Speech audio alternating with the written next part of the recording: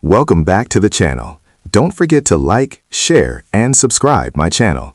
Today we will explore how to create business infographic detail using Smart Sharpen in Photoshop.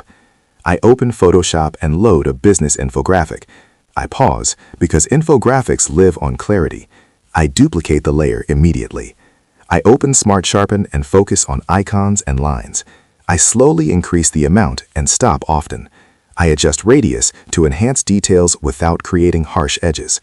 I zoom in on small symbols and text. I reduce noise because clean visuals build credibility in business communication. I pause and compare before and after. The infographic now feels sharper and easier to understand. I zoom out and feel the flow of information improve. Smart Sharpen here helps the